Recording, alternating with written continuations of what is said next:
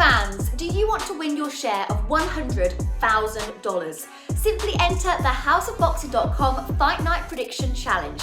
Compete with boxing fans around the world. Simply head over to houseofboxing.com and sign up now. This is Lewis Hart with Boxing Social in association with Empire Fight Store. The shades were on, they've now came off, but I'm delighted to be joined with the former Southern Area, English, British, Commonwealth, European and touching distance of world title winners, Mr. Dan Azeez. 3 weeks away now from your big fight against Joshua Buatsi. We've just had the media workouts in Box Park in Croydon. How's things, man? How's camp been? How are we going into this one? Yeah, camp's been good. Crawling tough, all of that stuff. But yeah, we're on the right trajectory for being successful come October 21st. How has camp been for you? For the biggest pro fight of your life, have you treated it anything differently, or is it not another day at the office, but don't change anything for just because it's a big fight?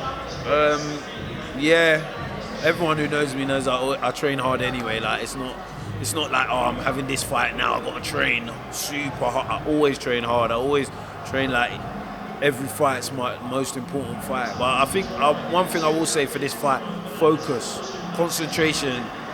It has to be at another level. So I think that's one thing that, you know, we've been really, we've upped for this camp.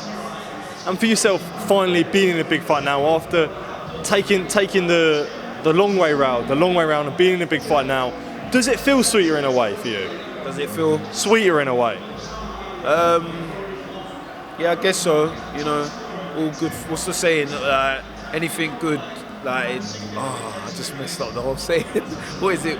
Good things come to those who wait. That isn't even what I was going to say, but I messed it up. But it is what it is. Sure, sorry, man. I don't want to be rude, but I interrupted you. Sorry, man. Like, you know, anything worth having, you know, it's hard. Do you know what I mean? Anything that's easy is not really. It can't be, you know, worth having. So I've had to do it the hard way, blah blah blah. But now we're here. If I could take the easy route, I probably would. But I've had to. So it is what it is. It's molded me, made me the kind of person I am, built me, given me that extra tough layer of skin. So yeah. I was going to say that. Do you feel like whilst you would rather take the easy route, and everyone would always like it easier, not just the hardships that you might have had it a long way, but the hardships that you've had in life have built a character and makes you appreciate what you actually have more, instead of sort of, you know, not in a disrespect with Buatsi, but obviously he came from an Olympic route, pushed into a big promoter straight away. You have the differences where you appreciate it more in a way? Do you know what? I'll be honest, like, as much as I've had it hard, so is he. It's not easy getting on an Olympic squad, getting a bronze, do you know what I mean? So he's had to make his sacrifices up until now, do you know what I mean? It's just, you know, I've had to just do it level by level, like, do you know what I mean? I ain't had I haven't jumped any stage, so in that sense, yeah, it's been harder. So, but I won't change it for the world, because like you just mentioned, it just gives me that extra strength mentally, and I'm just more tough, resilient.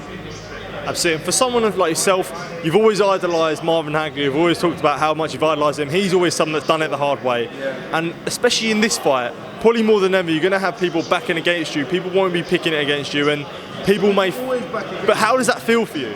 I like it, because I want to not only prove you wrong, but I want to prove myself right. It gives me that drive. That extra edge, like, what, you lot don't think I can do it? I see it, like, sometimes I might go on Twitter, Josh is levels above Dan, and do you know what I mean? I'm just like, you lot don't know me, man, do you know what I mean? It's not the first time. Against Charlie Duffield, everyone thought I was going to get knocked out. Jose, he's got the experience and just that level above, do you know what I mean? So, it doesn't mean anything, man. For yourself in this fight, and you said there about the people betting against you, is there something excited about proving it? Like, you ain't got to prove it to anyone, but you got to prove it to yourself that Buatsi is you prove it to yourself that you know how good you can be. Yeah, 100%. It's like, I think I can do this, and I've done all the training. So Dan, go out there and prove to yourself like that. Yeah, you was right in, backing yourself and knowing that you can do it. So. See you. Just a last one from me.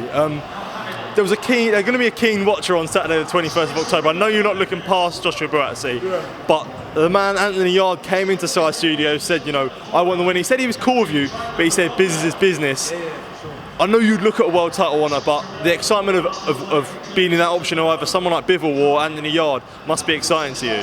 Yeah, I said it time and time, like, you know, we've got an exciting division, so any of the top boys, if they want to mix it up, it's brilliant. It's great for the sport, it's great for our legacies, and I'll entertain any fight with anyone, especially a domestic. Absolutely. Last one from me. What happens on October the 21st? Dan Azeez and Steel. Top man, thank you, mate. Appreciate it, and all the best, man.